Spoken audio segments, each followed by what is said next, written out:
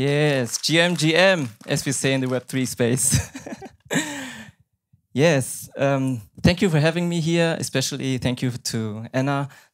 She invited me to this speech. And yes, I want to talk about NFTs leveraging loyalty and especially Tchibo and SAP collaboration. My name is Tan, and yes, I'm an employee at the company Tchibo, and my function was the consultant part for warehousing, IT logistics. But yeah, my passion was Web3, and I want to share with you the experience we've made with the Tchiboverse. Yes, Tchibo's Web3 journey. Let's go. Yes, only 3 points. I would like to start with the Tchiboverse team, how we was formed, and after showing you some use cases in Web3 context, I will show you how the collaboration with SAP ended.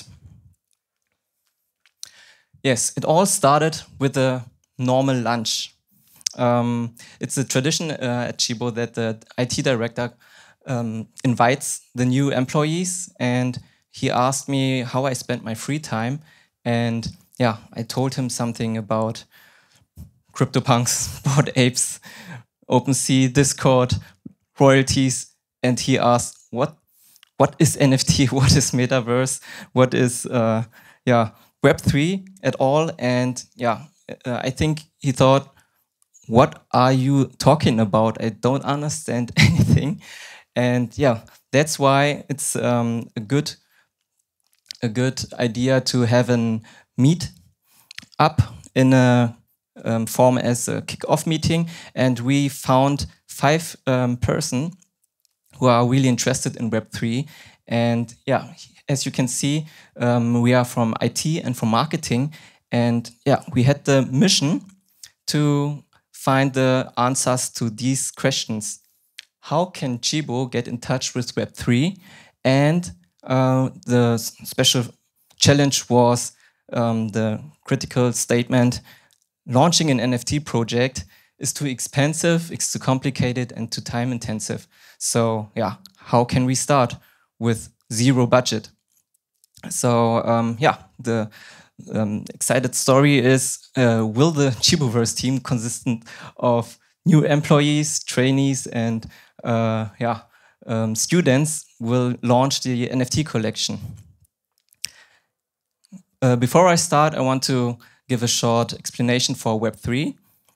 And yeah, we have to start with the word Web 1.0. As you can see here in the picture, there is a website, and the website from Tchibo started in 1997. And yes, Tchibo is a coffee company, and they are also selling non-food articles, furniture, clothes, and so much more.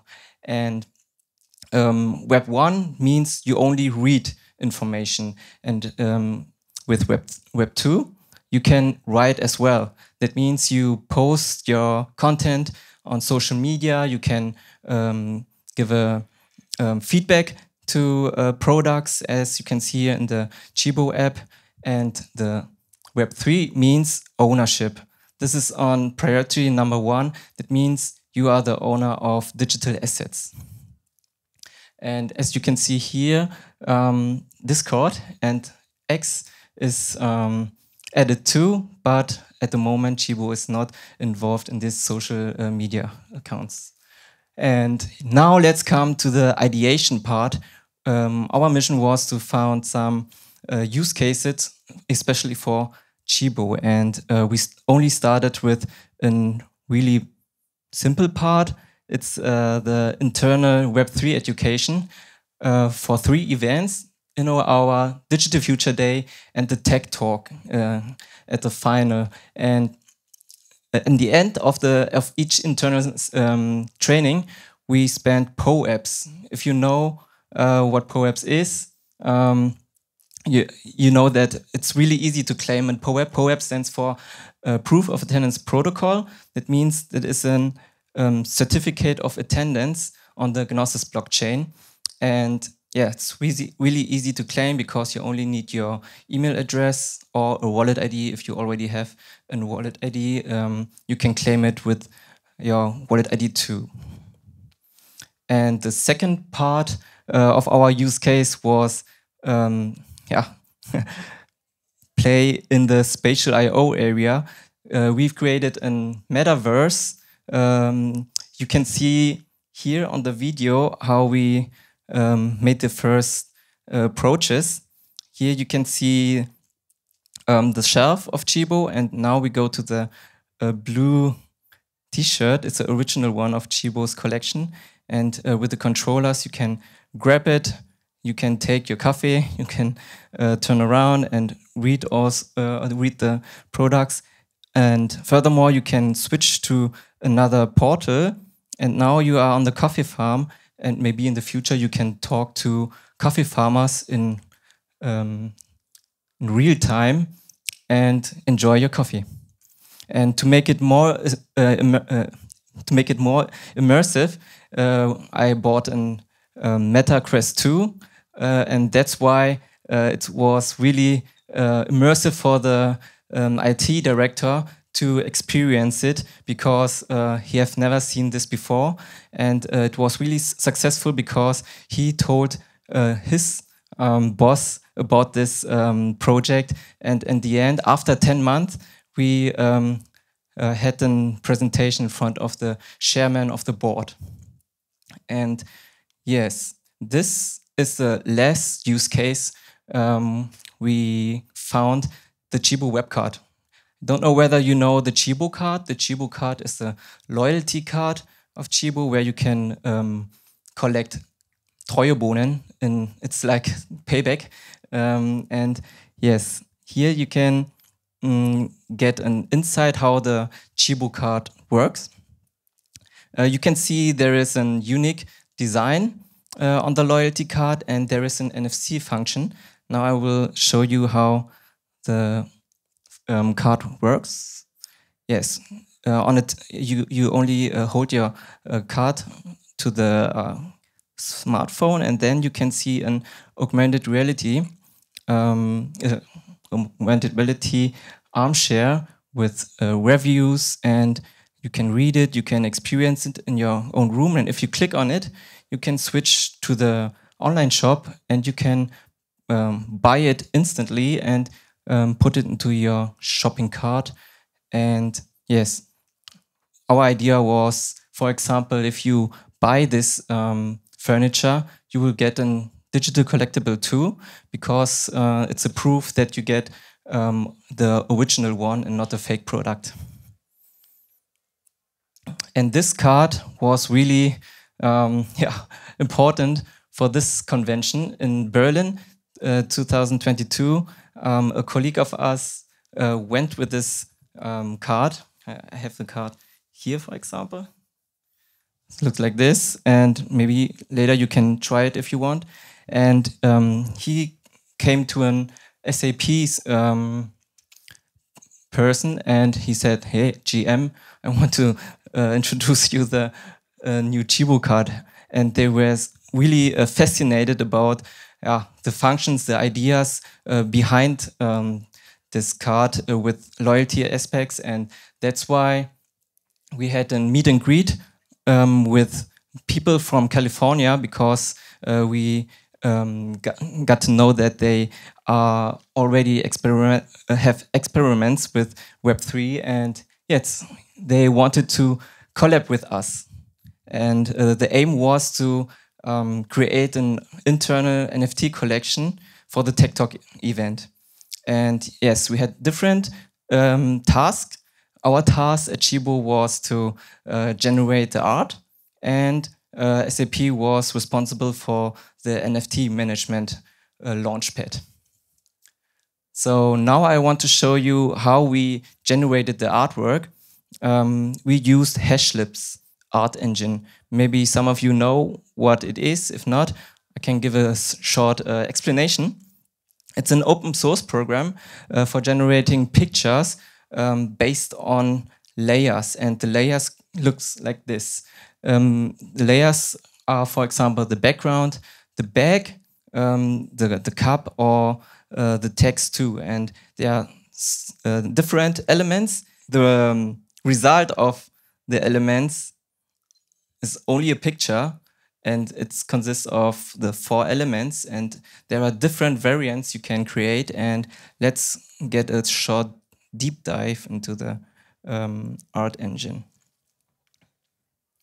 Yes, here you can see that you have to name your collection, in this case Tchibo Royalty Club, and you can set up your edition size, in this case 1000, and you have to rename your layers from background to the text. And yeah, you only can generate the artwork with the code, and in some minutes you get the results of over 1000 pictures. And yeah, here's the first result, a picture with the golden cup, and you can switch to the JSON folder, and there you can see the traits of the NFTs. And it's really important in some cases. I will demonstrate you later why it is so important to have the right traits. And yeah, here you can see different variants, and every picture is unique, and it's combined with the JSON file. And after we generated the PNG files and the JSON files, we put it into the folder, and it's a zip ordner. And now we could use the SAP management platform, and there you can see we can do a bulk upload, and there we can type in the name collection and the details. We use Polygon blockchain, and after that we designed the landing page. It's an animated picture there, and after customizing the email, we could manage the customers with the different email addresses, and we can see whether they have claimed the NFT or they have transferred it to their own wallet.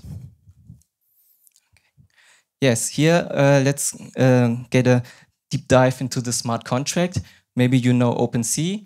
If you go to the collection, you can go to the details, and in the details you can see the contract address. With the contract address, you can go to the tab contract, and now you're on Polygon scan, and there you can see into the smart contract, and there you see that the initial template is taken from OpenZeppelin. It's a really good standard, and SAP is the initial owner if you get the NFT, but the token is transferable, and this is very it's really important for the ownership. And here, if you know your number, you can type the number, for example 205, and then you can see who is the holder, and you copy the holder's address, type it into the OpenSea, and there you can see the whole portfolio of the user. And yeah, here you see some, for example, and with the NFT, it's on the blockchain and in the history. You can see here when the NFT was minted and who was the owner before. Okay, now 1 week before the launch, we had a surprise. Our message was the game over with Web3. Yes, why? We had a business case with Web3 for Tchibo, but in this case, we don't have the priority for this topic and don't get the budget. And that's why we had to stop. But we still keep going on and said, yes, we have to launch our event because we have so much effort. And that's why we launched our event in the internal Tech Talk Web3 course. And yes, over 120 participants minted the NFT, and there was some special utility. 12% of the 12% of the collection had a golden bag, and if you have a golden bag, you won a coffee can. So now I'm really thrilled to announce the really nice feature. One more thing, the Gen AI NFTs. SAP got a really new tool to create the collection.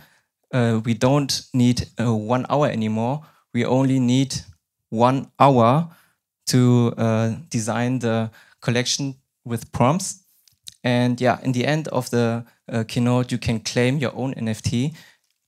And yes, all in all, it can be said, we've rocked it, although we don't have any budget. And yeah, critics say Web3 is too expensive. We had 0 budget. We had only 1 day a week to push the Web3 topic and low gas fees on Polygon, only 1 cent per NFT. And if they say it's too complicated, no, it isn't, because there is the claiming function with email and no crypto, no wallet is needed. And if they say it's time intensive, with Gen AI, it only takes 1 hour for 50 NFTs. Yes, all in all, it can be said that NFTs can leverage loyalty because it's easy to claim. You can transfer it. It's interoperable, transparent, and if the company is has a good marketing and a good loyalty program, it could be very beneficial for the customers. Yes, and now you can convince yourself that it's easy to claim. I will show you the QR code, and if you are fast enough, you can get one of the rare NFTs. And if you get an NFT with a cup or a coffee cup to go, then you won one of a rare Tchibo coffee can. 3, 2, 1, here we go. Yes. Yes. Now you are on the landing page. And you can see whether it's really easy, difficult. It's your decision, but yeah, in the end, I want to say thank you for the whole Tchiboverse team and the SAP team too, and especially thank you to Anna as well for having me here. And let's go to the panel discussion and the Q&A. Thank you very much. So thank you very much for the keynote, also with the code. My name is Anna Graf. Welcome to our panel discussion. I work for Avata Systems as Innovation Lead Web3 and Metaverse, and I have the pleasure to have Tan in our Hamburg Web3 community. And feel free to join us if you want to go into the rabbit hole, which is not anymore a rabbit hole. And this is why I have this fabulous people here on our panel to really discuss what is going on in the market and why Web3 is entering the mass market now through loyalty. Tom Borgers is joining us from Belgium today, going to New York after, so thank you very much for being here. Philipp is working in the music business, which is super interesting also to hear from the artist side, and Tan will also then add on the experiences from the brand side, connected with retail and music, and I think also from the back-end side with Avata Systems, we can create a picture of what is going on in the market at the moment, how to join also for the developers, and what we will see in the future. And now I would like to introduce yourselves, Tom Borgers. Excellent. Oh. Hello? Yes, can you hear me? Now we hear you. Thank you so much. A pleasure to be here, Anna. Thanks very much for having me. So I'm Tom. I'm the founder and CEO of a company called 3Mint. We build developer tools and broadly Web3 tools for any kind of brand creator or developer who wants to create very similar things to what we saw today, tokens, NFTs, which can be sold as is or in the context of marketing and loyalty. So very excited to be talking about that today. Hi, I'm Philipp. I'm co-founder of 12 by 12. We work in the music industry, and what we do is we provide Web3 solutions to the music industry. Our vision is to create the ultimate fan merchandise, which is basically a combination of two kind of different tokens. When you look at this from through a legal or regulatory lens, one is a utility token, which is all about token-gated experiences and token-gated products. And the other side is a security token, where we enable fans and investors and all kinds of people who want to invest in music to be able to invest in music. And on the other side, also help creators in the music industry today who have, like, every year, every month, new tools and better tools at hand to create their own career, but have difficulties to get liquidity. And this is where we come in and say, we want to help those creators to be able to build their own a community, being able to identify their super fans, engage with them, grow them, and monetize eventually on them with experience products, but also enable them to be able to share their success with their fans, and therefore being able to get early liquidity in order to fund their careers. Tan, please. Yes, you already know me. My name is Tan. I'm at Tchibo and Web3 enthusiast all in all. And it's really interesting what you said because of the music aspect. Later I can talk about it. We will dive into this later, but who of you is already working in some kind with loyalty? Because I mean, loyalty has been existing for many, many years. Avata Systems has kind of its own department with loyalty. And now the question is, why should we even use Web3? And my colleague Cosima and we always present an interesting study that people are kind of losing interest in the traditional loyalty programs. Why is that? Yes, you get a cashback, maybe you might get a pen or another incentivization, but it's kind of not really connecting, especially on an emotional aspect. There are kind of missing things that you don't feel like the fan of the brand. Because I think when we talk about fandom, this is really one of the key moments where Web3 comes in. What are your experiences? You worked at Consensus, you really built like also with MetaMask, which everybody knows who is in Web3. Why did you think that loyalty is the part that we should now work on to get into the mass market adoption for Web3? Yes, so as you mentioned, I spent a few years at Consensus back starting in 2017, and at that point in time, Web3 was super immature, and so we were working on infrastructure, developer tooling, wallets, things like that, which were very exciting to us as technologists, but had very little, tangible, direct impact on most people. Fast forward a few years, and the technology has really advanced quite a bit, and we think is now very much ready for prime time, right? And so we were kind of evaluating where can this really impact people on a day-to-day, and that led us to brands, entertainment companies, music, etc., all these different industries where it can make sense. And now, why loyalty in particular, right? Why do we even need to touch loyalty? We've got a lot of people asking us this question, like, hey, what loyalty is fine. Like, why do we need to change this? Our answer, frankly, starts from the point of view that, yeah, loyalty's fine, but it's pretty boring. It's pretty stale. It's been the same thing for actually literally hundreds of years, where you have these like earn and burn mechanics. You earn some points, you redeem some rewards, you put some stamps on your... And you lose them after 3 years. You lose them, you stop, caring. So we think there's a lot of new tech. And by the way, it's not just Web3, right? There's AI that's going to be doing some interesting things here as well.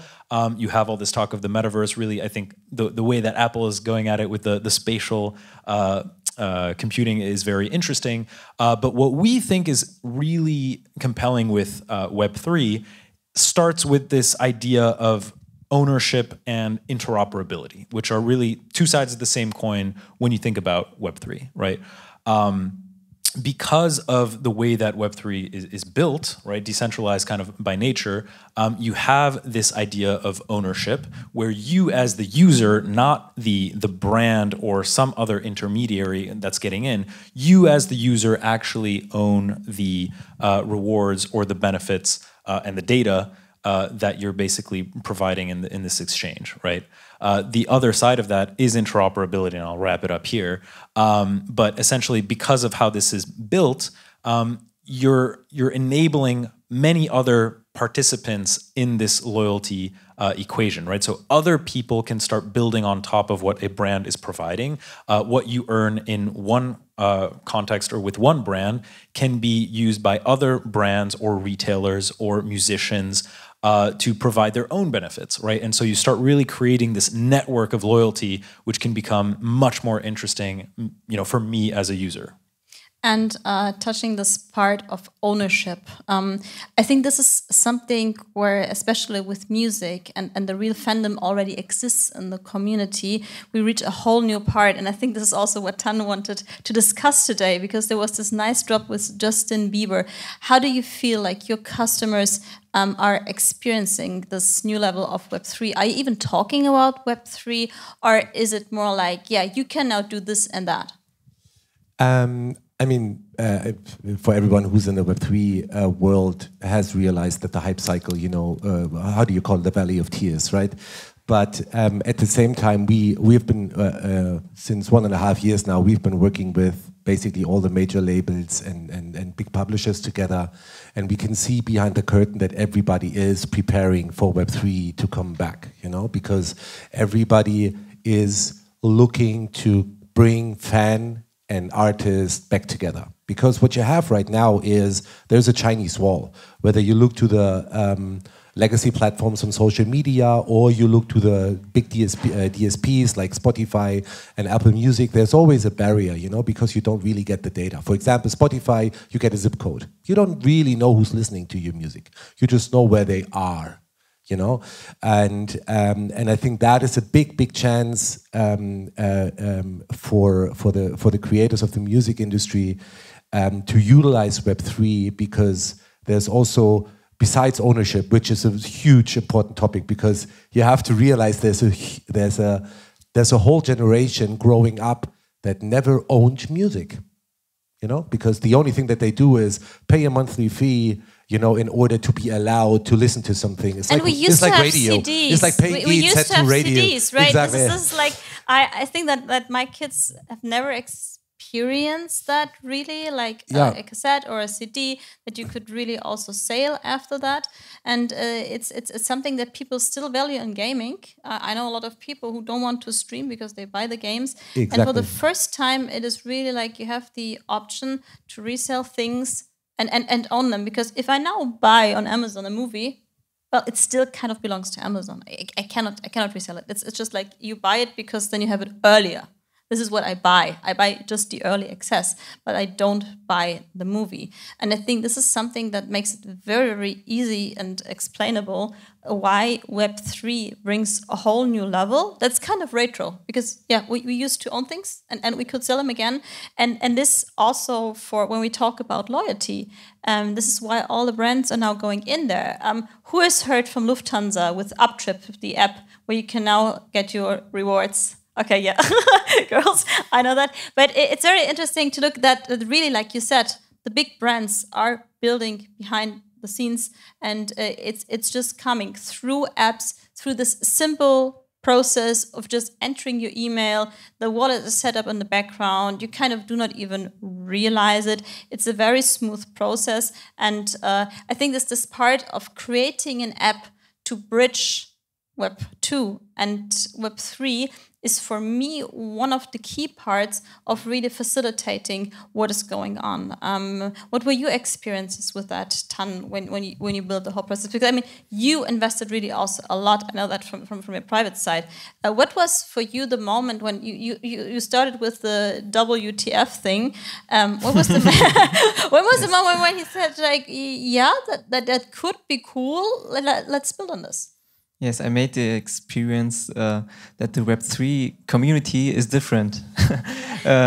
This is the most, for me, impressive part, that the discussions about Web3 and the use cases are so interesting. And for the music example, last week I bought the NFT of another block.io, maybe you know, and it's a really crazy story because I bought 3 NFTs of Justin Bieber, and he had a song. The song is Company, and every time the song is listened and streamed by Spotify, there is a revenue in the end of the year, and you get 1% of the reward of the revenue. You get it into your MetaMask back. So if you now listen to this song, he will be rewarded. This is kind of the cool part of Web3 now, because this literally hasn't happened before.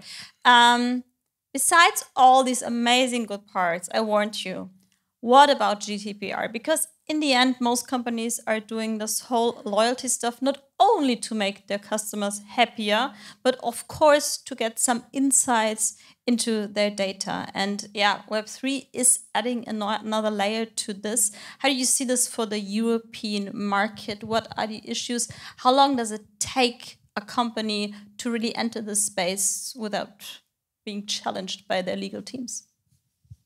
Ooh, that's a very complex question. Really depends on case by case to answer that. But maybe for everybody, you know, who's not really deep in the topic, you have to understand that Web3 started only with a wallet address, right? So that was basically it. That was your identifier. There was no ID behind it.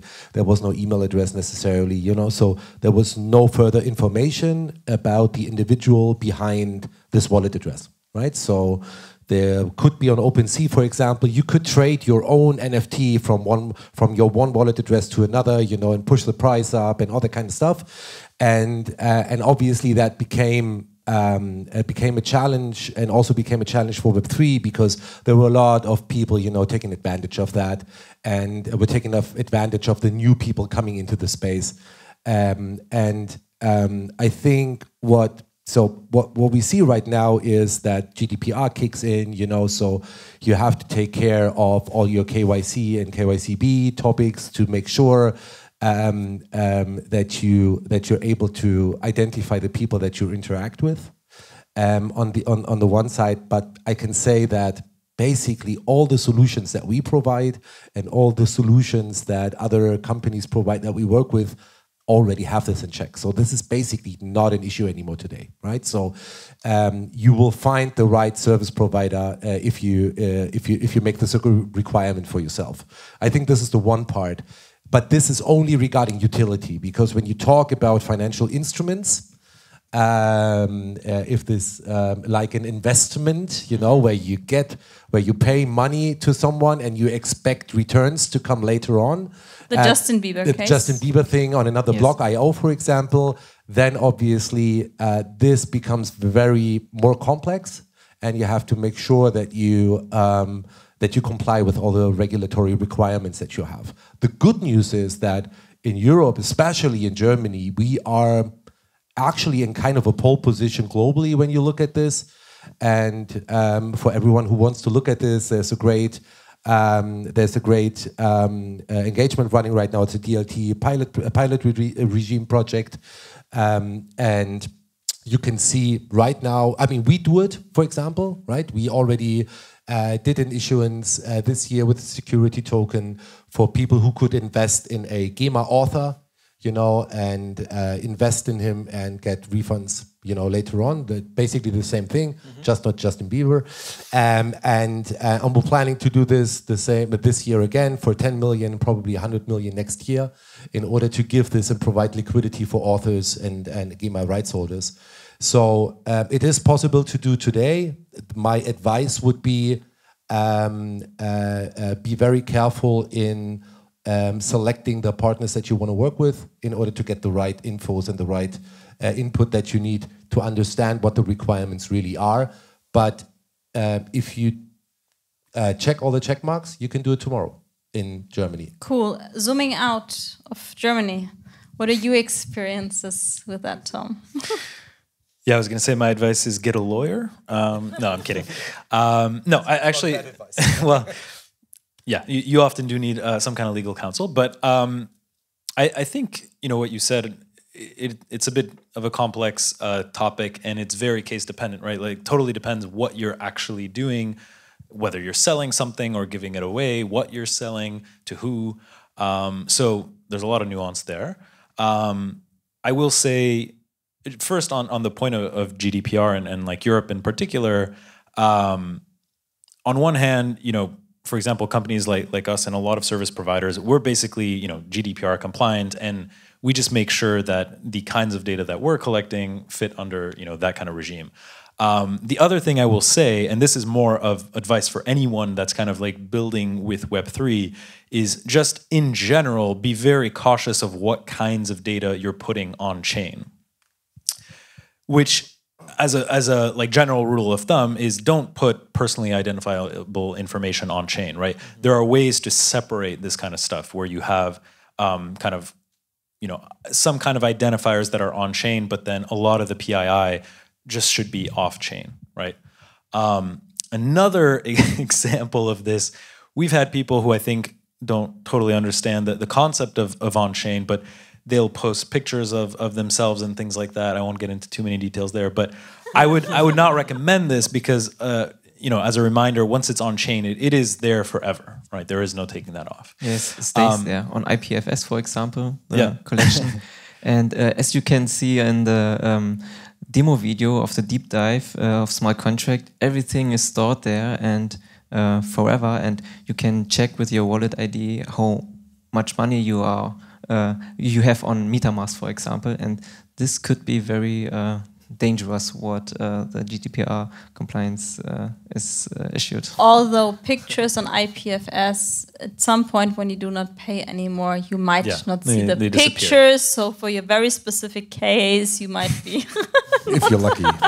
If you're lucky, it might be deleted after a while. Someone else can keep them up for you, though. So just keep that in mind. I think just, stepping back, actually... we also basically take GDPR as like, this is what we're going to conform to, because then we're basically compliant everywhere in the world. And I think, we're a US-based company. There are slightly less regulations there. But broadly speaking, I think GDPR provides a path for just good data hygiene. And that's important, especially when you're working with larger enterprises and organizations.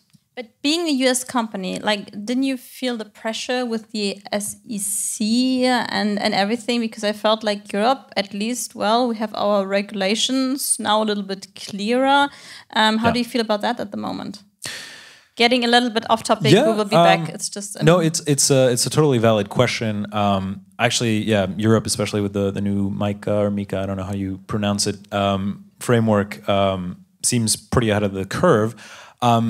In the US, the main thing you have to worry about is whether you are inadvertently issuing a security or not. We generally have taken the approach that most NFTs don't fall under that kind of category, so we stick to that. We don't let people sell tokens that are like ERC20 type tokens. And actually, most of our platform is tailored towards marketing and loyalty use cases where you are giving things away. Very similar to POAPs as you showed them earlier, Tan.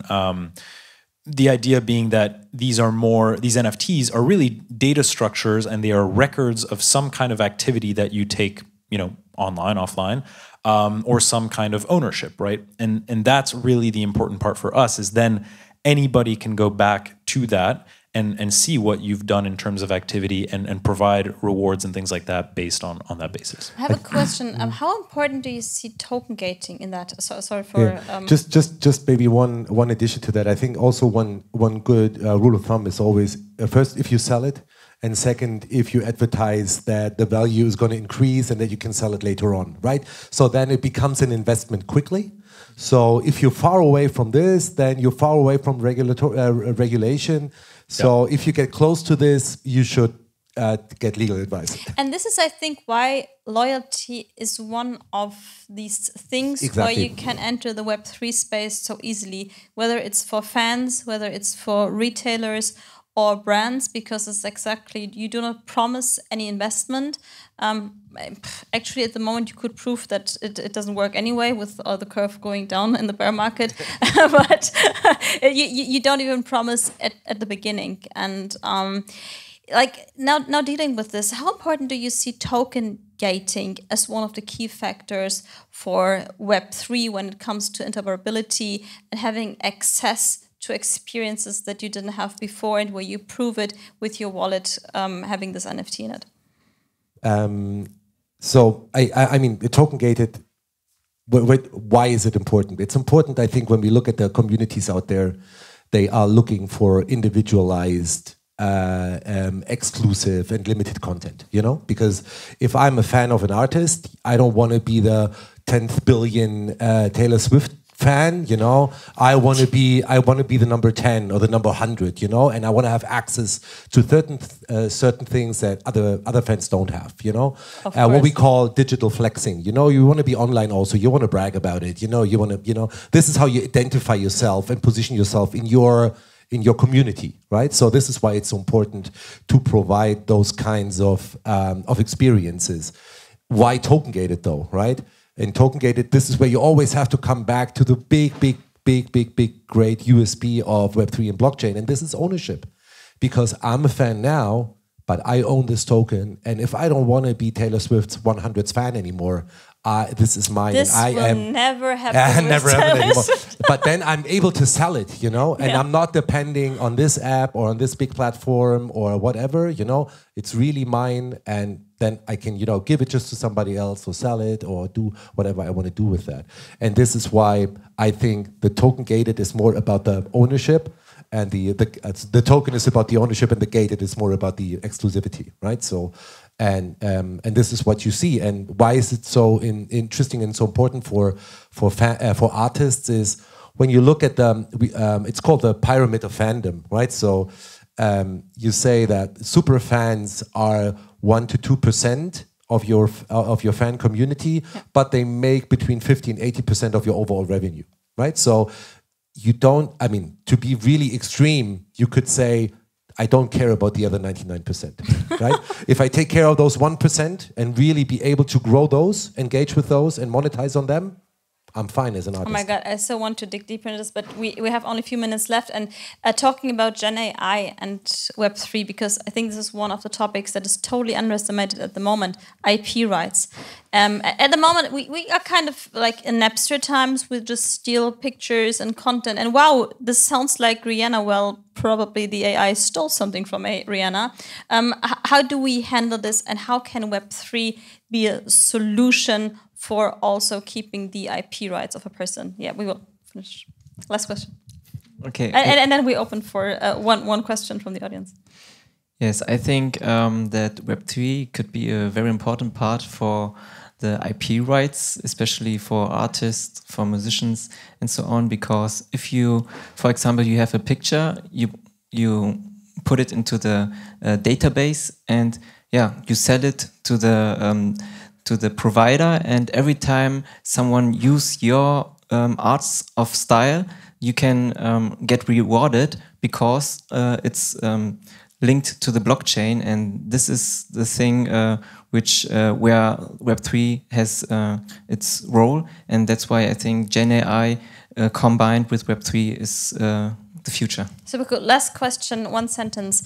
How many companies, or how many % of the companies will be using Web3 at some part in 2 years?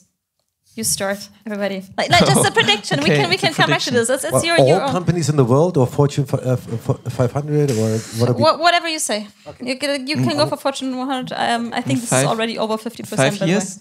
Yeah. Okay. So let's say 5 years. I suggest 20%. Okay, Philipp. I would say I'm going to limit myself to the music industry. I say above 50%. 50. Yeah, I'll go with 80%.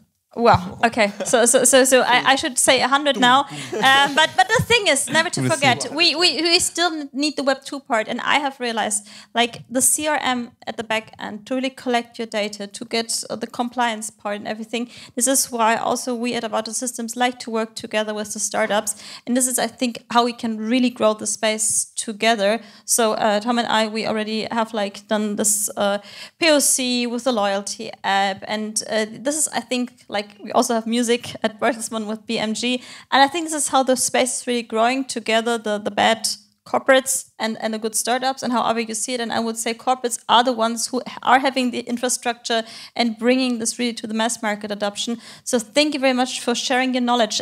One question from the audience, if anybody has a question right now for us. Otherwise, you can claim your phygital. Your phygital, yeah, your coffee can. No, you can show your NFT and then you will get your coffee can.